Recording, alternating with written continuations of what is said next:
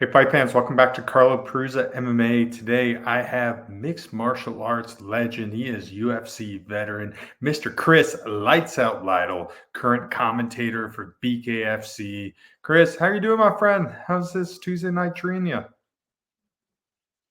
Man, life couldn't be better right now. What do I do every week? I get to go to fights, watch people fight, sit front row, get blood splattered on me sometimes. You know, the bare knuckle gets a little raw, a little nasty, a little fun. So, loving life. I couldn't ask for a better career is to come out and get to go to fights all the time. You know, you were really doing this before mixed martial arts was cool. I mean, you were doing this back in the day where people were calling this human cockfighting. It's like a wild wild west. Do you have any stories back in the early days of maybe fighting outside bars, barns, mystery opponents, bad medicals? You have any of those? Oh, of course. I mean, back in the day, there were no medicals and there were no real matchups. You'd show up and they'd be like, this is about the same weight, and I always loved you go to a fight and you'd be like, what are the rules? And they kind of you see the guys talking. No knees to the head, but you can't headbutt, or I mean, you never know what the rules were going to be at the time. Not really. I mean, sometimes they have a scale there, but I was like, well, they don't really, doesn't really matter. This guy might outweigh you by 15 pounds. And, yeah, and it wasn't MMA back then. It was called NHB, Are you fighting NHB, no holds barred? Or they'd have some pancration where it's more like open-handed. But then you'd have other kind where, like I said, you show up and you didn't know what the rules were going to be. Usually you couldn't hit the head on the ground. Usually you could, sometimes headbutts were legal, sometimes they weren't. But man, it was a different world back then, and I kind of loved it when you didn't know. I actually liked it when you could do everything. When you could headbutt and knee a guy on the ground in the head.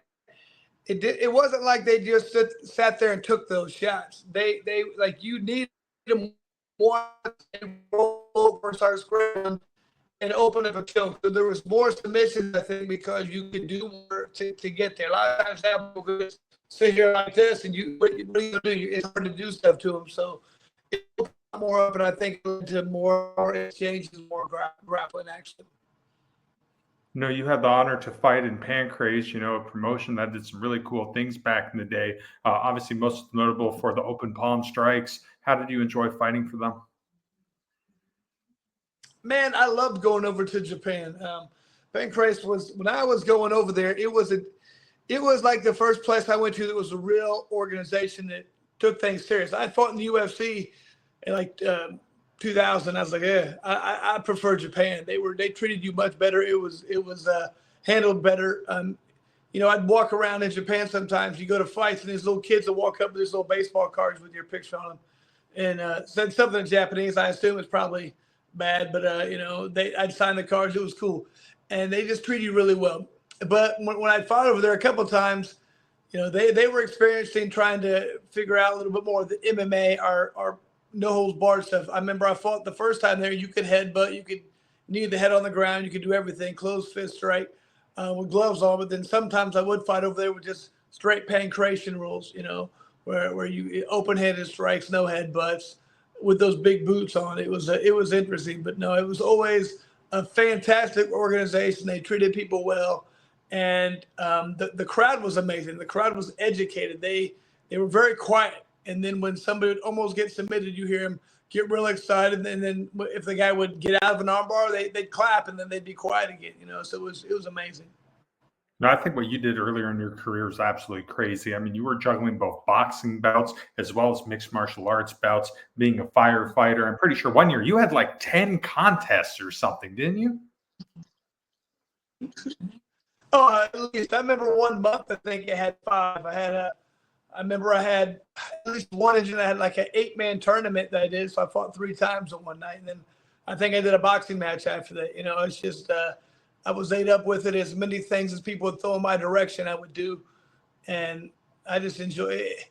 I learned a valuable lesson though, eventually, when I continued to fight too much, I wasn't really ever peaking, like I would just fight and then I would train a couple weeks, I'd fight. And then I started realizing when you're at a high level, you have to like have a 6-week camp and you peak. And then afterwards your body goes down and you do it again.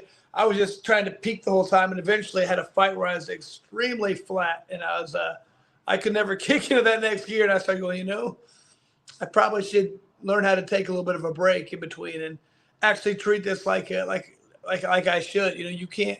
I had the problem of just thinking I was an invincible person who could do anything, and nobody's like that. You need to set it up properly where you give yourself the best chance of winning. Man, it was funny back in the early days. I look at so many guys who would have like Nick Thompson was like, well, he trained for 2 weeks and took a tough fight against a tough guy, and he never trained before, so he lost, and then he took another fight a month later and he lost. I'm like, dude, he started off like 3-6, and then he made the UFC. It's like, well, you didn't even know how to fight. You were just there taking fights for no reason. It was funny people did that back then. Now, if you're 3-6, your career is probably over. But back then, people just fought for fun, and then they turned into real good pros. Do you have any stories back in the day of maybe stuff that you've been through, or buddies of promoters not paying you after your fight? Of course, man. Everybody's got that. I remember there was a big one here, and it was in Chicago. And I remember it was a guy named Ed Kim, and I didn't know who that was, but I heard that like Monty Cox had a lot of guys on. I mean, this fight ended up with like 7 or 8 UFC veterans. I remember the main event had Eugene Jackson versus who was it?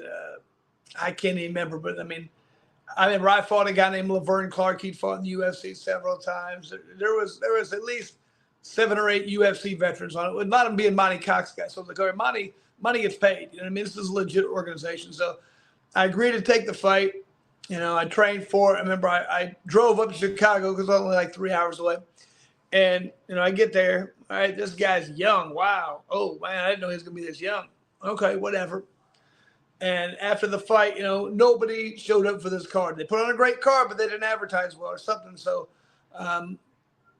everybody's check ended up bouncing, and the dude disappears, files bankruptcy, never to be heard of again. I was like, man, you don't rip off a bunch of fighters. Hopefully he left the country or somebody found him, and maybe that's why they didn't find him. I don't know, because he ripped off a bunch of fighters. It was bad.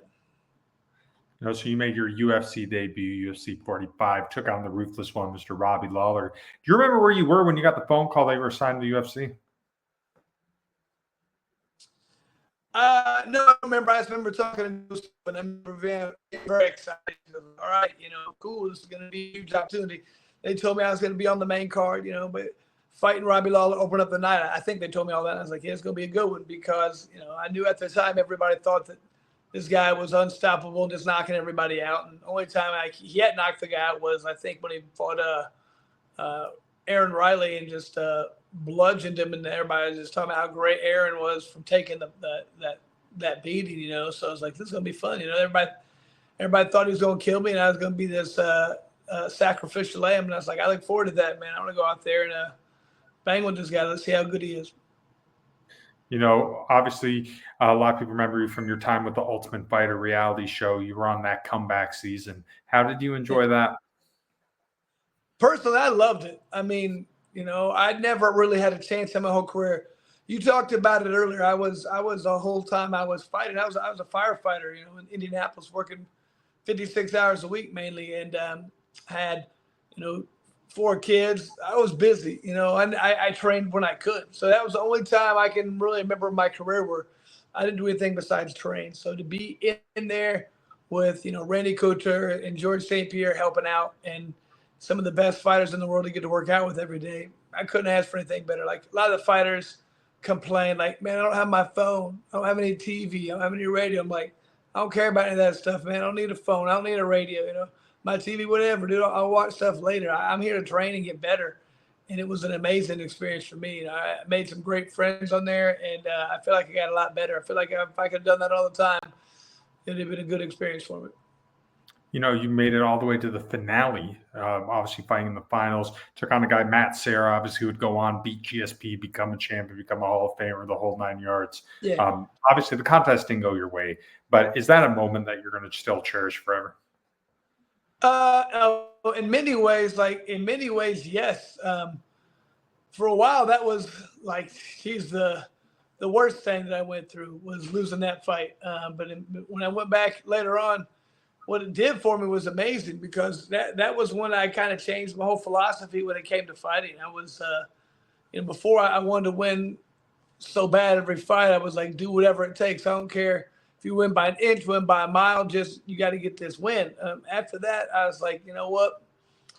You've lost bigger fights. I don't want to fight not my style and come out there and like, lose. That was the worst. I kind of try to fight conservative, try to fight safe. The things I hate, and I lost the decision. So I was like, you know what? If I don't fight like that and I lose, at least I can hold my head up and be like, you went out there and tried to finish this guy. After that, I did that every time.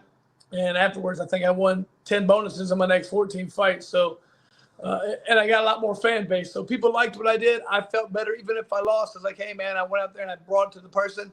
A lot of times I won fight of the night. If I lost, I was like, hey, I have no regrets after that. But I just felt like that really let me know that no matter what I do, if I put my mind the right way, I can be successful. I think a lot of people, I don't think people realize how big of a deal that is when you have a fight and the winner gets a lot. You got a couple $100,000, a title fight, and the loser got like 10 grand. So it was just, I don't think it's fair to put that kind of pressure, especially on a split decision loss. That is brutal, So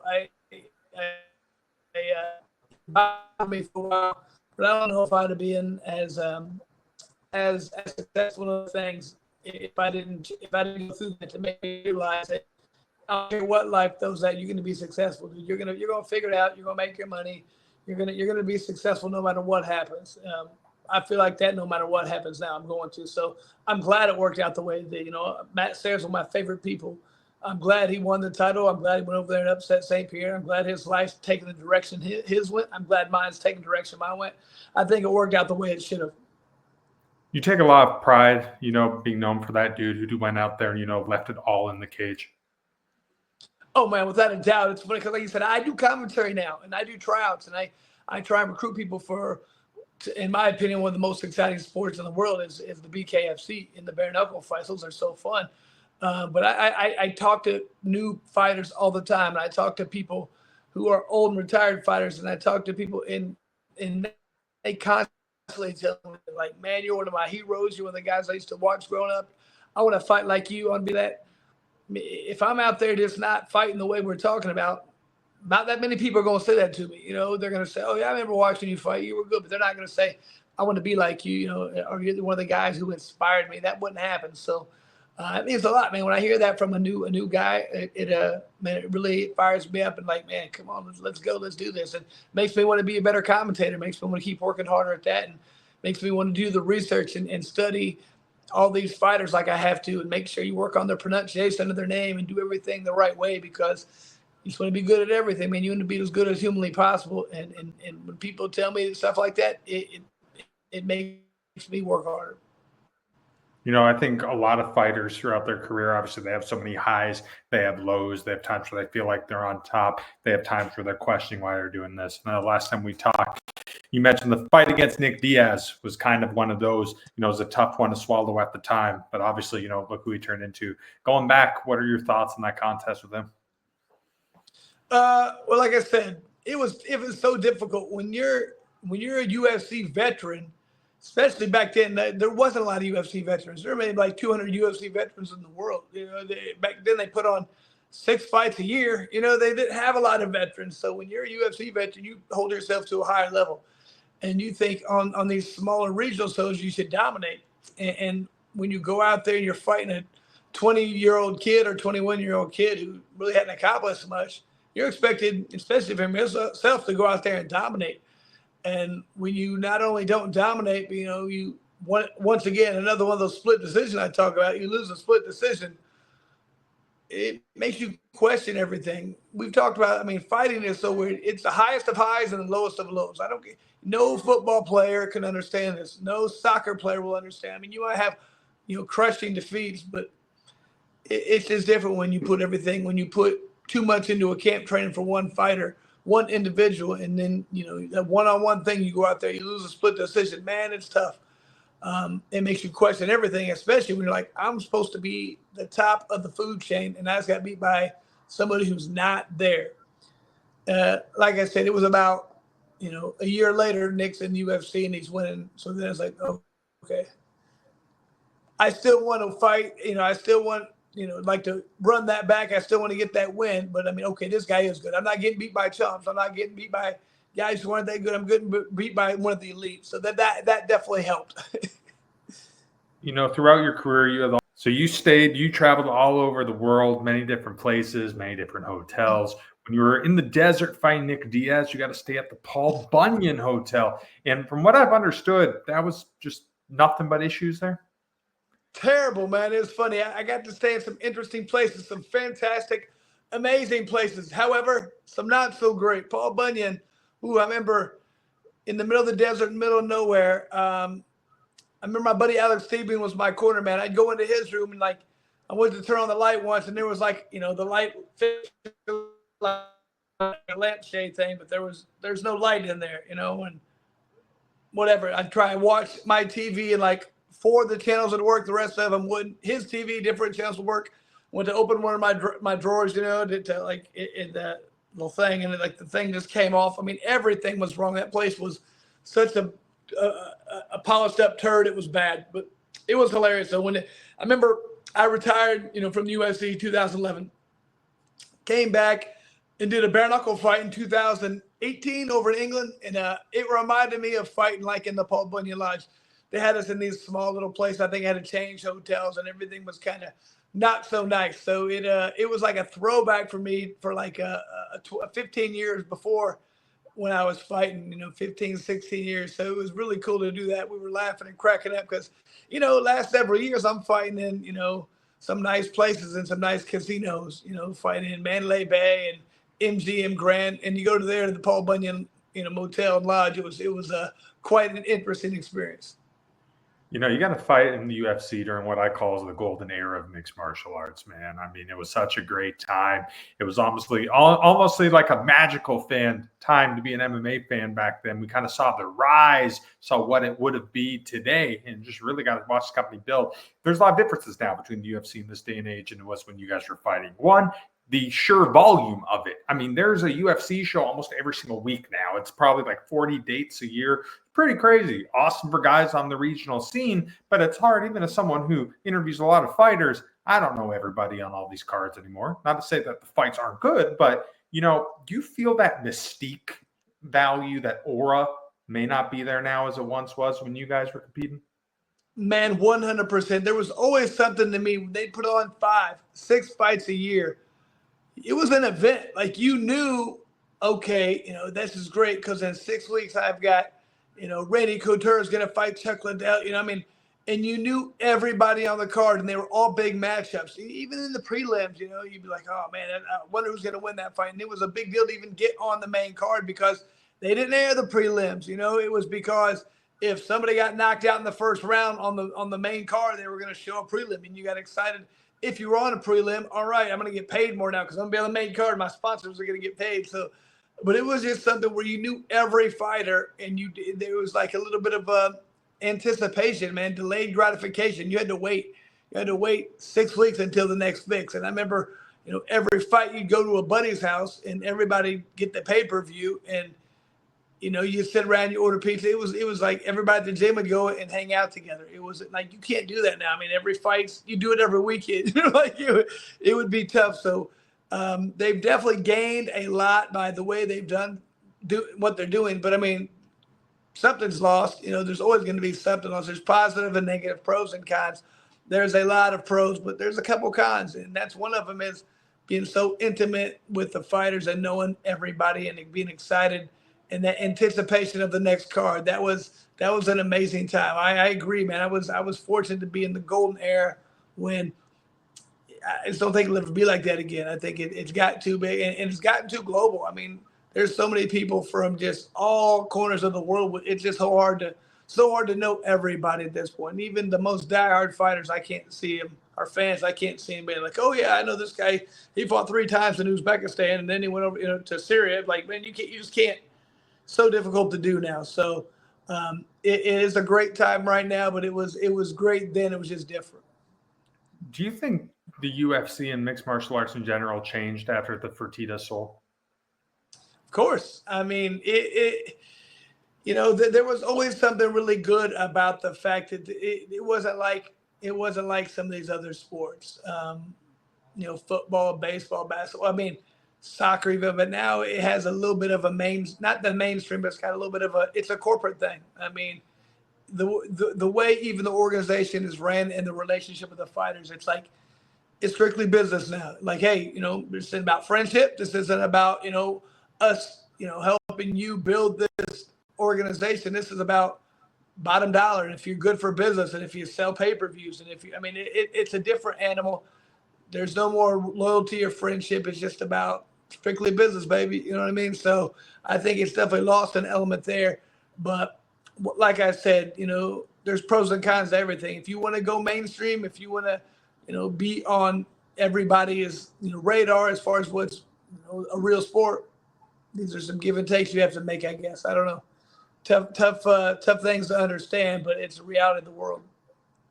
Following your time competing in glove mixed martial arts, you did something that you swore you would never do at first, and that is drop the gloves and do some bare-knuckle boxing. Things went well for you. Now you're one of the faces of the promotion on the commentary team. How did you get your start in this crazy world? In bare-knuckle? Yeah. Man, it was funny. So I go to the gym one day to work out, and somebody goes, "You're good friends with Joe Riggs, right?" I go, "Yes." And they go, "Man, he's fighting bare knuckle in Europe." I go, "What is wrong with this guy, man?" I said, "Does he owe money to gangsters? Why would he get in bare knuckle?" I envisioned him being like with the thing with like bales of hay around him or a bunch of cars with their lights on, just surrounding him. And so I watched this fight.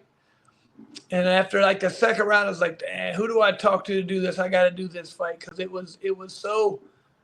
It brought back that element of danger that I've been lacking. Everybody thinks, oh, you're in a cage fighting. Yeah, but after you train that long, it's not scary. It's not.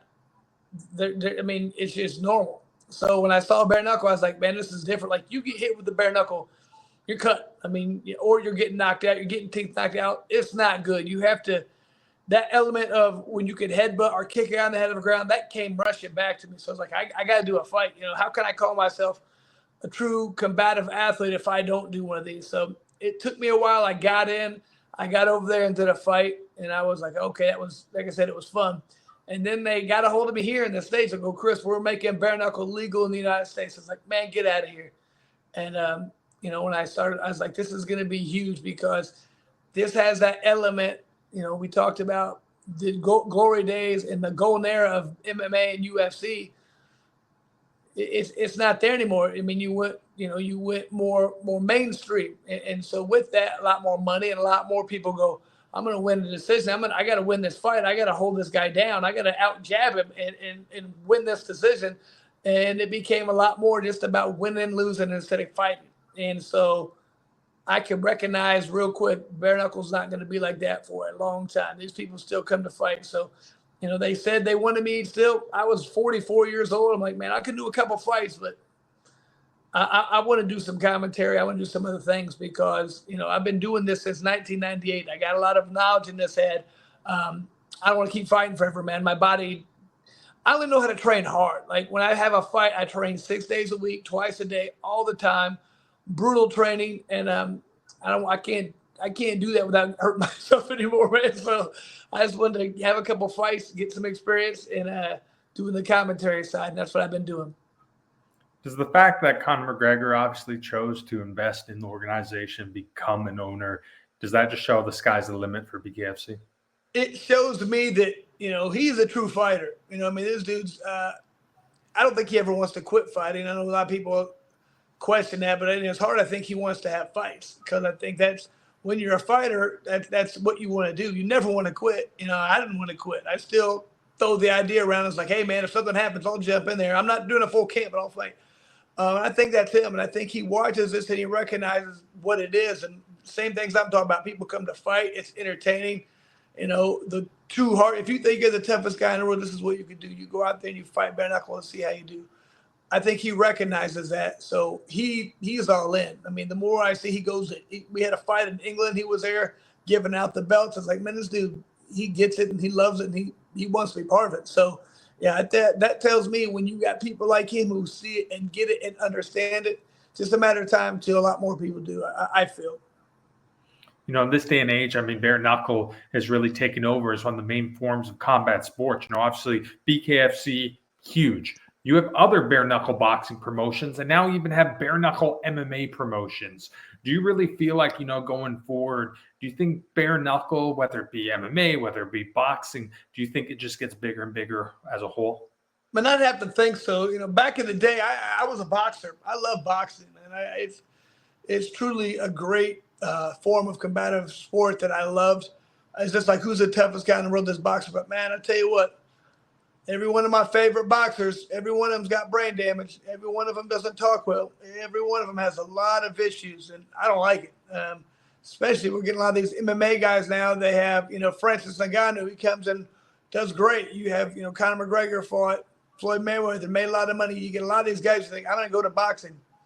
You're going to get brain damage at this point in your career, man. You're going to get hit a lot, and you're going to get hit hard with these big gloves, and your brain can get hit under that skull 20 times around. That's not good for you, my friend. So I'm hoping a lot more people start recognizing bare knuckle is a way. I mean, if you get hit bad like that, you're going to get cut open or you're going to get knocked out. The fight's over. But it's that repeated brain hit in the skull 20, 30 times around, round after round after round. You do these 12-round wars, 10-round wars, plus a training camp. Not good for you, man. I mean, the gloves weren't designed to help your brain. They're designed to help your face so you can keep fighting. Not a good thing. It's just like football players, man, with that CTE they get from the concussions from the helmets on there. I mean, I keep saying if you want to get rid of the helmets, go back to leather helmets, man. They won't have the problems. Better work on your form tackling, though. But I mean, things are going to be different. But if you really want to do something about these people having brain problems, you have to change what we're doing. That's why I think bare knuckle's done it, man. We can put on some very entertaining fights, and I think it can make it a lot easier for your brain. I truly think there's a misconception when it comes to bare knuckle in either the mixed martial arts realm or the boxing realm. I think just because you're a good glove fighter doesn't mean it's going to translate to with the gloves off. I think you have to be your own person. You have to have grit. And the best way I can describe it, you have to have that dog in you. And obviously, BKFC has a lot of guys, but I don't think no one resembles that more than Mike Perry. I mean, this guy was literally born, bred, put on this earth to be a bare knuckle fighter. How crazy has his rise been? I mean, he went from a great name in the UFC to literally the king of combat sports. Man, it's funny because it's almost like we took a Mike and we tried to build the sport around him. Like, what would make this easy for Mike to win? Let's make this rule. Okay, what about this? Yeah, let's make this rule. However, that's not what happened. We were around before, he came to us, and then it was just kind of a lucky thing, like a lucky fit. Like he did great in the UFC, but he was definitely a guy who could get beat because, he's just, like you said, we use that term all the time. He's a dog. Like, this dude comes out there. And when he fought Eddie Alvarez, Eddie was just picking him apart, just eating his lunch, hitting him with all these right hands and just left hooks and bam, bam. And Mike's just a zombie, walks through it. And he's one of those guys who's got an iron chin. You're not going to hurt him. And then, but he just keeps coming forward. And then once he hits you with those bare knuckles, it's a difference. Not going to be the same if he's wearing gloves. Boxing or MMA, you can take a lot more, but that's his thing. Like, coming forward and, okay, you hit me twice. Good job. Let me hit you once. Let me see how this goes. Oh, it didn't go well for you. Did it? No, it didn't. So, I feel like, we built a sport for him. He's done fantastic at it. I don't know. He's got a lot going on now. He got that Jake Paul fight, so we got paid well. But that was a terrible stylistic matchup for him. I mean, first of all, Paul doesn't fight anybody unless he's 30 years younger than or 30 pounds heavier than him. He's going to be the bigger or younger guy. He's going to have all the advantages. I mean, that's just how he sets his stuff up. So with Mike, I knew Mike's not going to be nearly big enough. And Jake's a big, athletic guy who's going to move. And Mike Perry, like I said, his skill is being able to eat a punch and come at you with his bare knuckle. You put 14-ounce gloves on him, it's going to take a lot of what he can do away. What I think is really strategic about bare knuckle, I think it comes down to shot selection. Obviously, you have to be careful with these. It don't take much to break them. When you were fighting, were you really cognizant on when you threw your twos, when you threw your threes, when you were punching? Were you going through with it? Were you turning the hand? Were you trying to hit him on the two knuckles? What was your whole philosophy and strategy there? Yeah, what's funny is, you look at, you want to hit this part of the face. This is where you're trying to hit, or the body. Body, you really want to dig the body because you can't hurt the hands. Um, the only time, like I remember later, once I got tired, like I said, people don't think you get tired in 2 minute rounds. You get real tired. You get in there and start tiring up. Oh my God, you get tired. I started winging punches and my left hand swelled up real bad because hit somebody on the side of the head. But that was because of fatigue, and frustration. Like, man, I just got to hit this guy as hard as I can, put him down. Yeah, you do that. You hit him on the side of the head. You're not gonna throw that punch too many more times. So, you know, I had 3 fights. Two of them I did fairly well about being very smart, very tactical with my punches. The other one, the third one that I had, when it went some distance, like the third and fourth, fifth round, when you start getting tired and just start winging punches, that's when you really have to concentrate and be like, okay, I got to hit with these punches, straight shots. Look for my openings. Use your head movements. All got to be about defensive to set it up. You got to work on, getting yourself in position and countering and not getting hit, because it's all it takes is one punch to change this whole outcome in a bare knuckle fight. I've seen many of them where the guy was dominating, one hit, might get cut, the fight's over. So you have to be very technically sound on your offense and your defense, but you got to just be careful with your shot selection, where you're trying to hit. Don't wing punches. If you're wing punches, you're going to have a rough night. I think one of the things that we're seeing, obviously, in combat sports overall is the attention. It's the number of fans that are watching it, which is absolutely amazing. But what we have now is a term called the casual fan. Now, these are your individuals who are usually drunk. They like to inhabit Buffalo Wild Wings, bars. They're in the cheap seats at events. In MMA, if guys are on the ground, might be booing, you're humping each other, twist them in the you-know-what. We see this at BKFC and stuff, too. Overall, what are your thoughts on this casual fan base? Is this something we just need to embrace and just know that it's good for the sport and, combat sports in general? The casual fan, to me, here's what I think. There's a lot of times I'll go to the thing and I'll see, people who, like you talked about, the UFC you're watching, and once it goes to the ground, here's a problem with that. People have gotten so good on the ground. Back 15 years ago, you do these crazy omoplatas, these inverted knee bar, just weird submissions. People are so good that doesn't happen too much anymore. So when they go to the ground, a lot of very little technical things are happening. Casual fans don't like that. That's when they go get a beer. That's when they go to the bathroom. That's when they say, stand these guys up, ref. Here's what most people don't realize. Those people are huge bare knuckle fans and they don't know it yet. They want to see two guys stand in front of each other and trade. I love those people because that's going to really, one day, that's going to be our base of the guys who, you're going to have the diehard people, the people who really understand the technical aspect of bare knuckle. But anybody who's a casual fan, a casual UFC fan, they're going to be a huge bare knuckle fan because they're going to say, this is everything I want. I want two people who I don't have to really know too much about. They're going to sit there and trade punches until somebody gets knocked out. We put on 10 fights, a lot of times 9 knockouts. We put on entertaining fights with finishes. People are going to see this, and you can be a casual fan and still enjoy and love the hell out of a sport, and it's going to be our sport. It's not going to be watching two guys who one of them gets taken down. Like, what if you got a submission specialist? They're going to get taken down and just kind of held there for a long time. They don't want to see it for 15 minutes. They want to see two guys hit each other in the face and body for 10 minutes. Come on in, man. The water's warm. Come watch them bare knuckle. All right, Chris, last question for you, my friend. Do you take a lot of pride in knowing, you were one of these guys who helped pave the way for guys who are doing MMA today, as well? It's kind of paved the way for guys doing bare knuckle. Man, I feel like I'm in a unique position right now. When you're in the middle of the UFC run happening and you kind of understand this is taking off, but it hasn't really happened yet. And after it happens, like, man, that was amazing to be a part of something blow up. And then you get a second chance. You don't really get a chance to repeat history. And I feel like I have. I recognized it right away when I saw it. I was like, man, this gives me the same feel as the early UFC days, as the early MMA days, or NHB, or whatever you want to call it. This has the same feel to me. So I jumped on it and I embraced it because I'm like, lightning doesn't usually strike twice in the same place. I feel like it has. I feel like I'm right there. I feel like I'm going to be in a unique position to take everything I've learned from my days with UFC and MMA and kind of guide the path for the bare knuckle. People, they're not going to have to go through all the pitfalls a lot of the fighters did.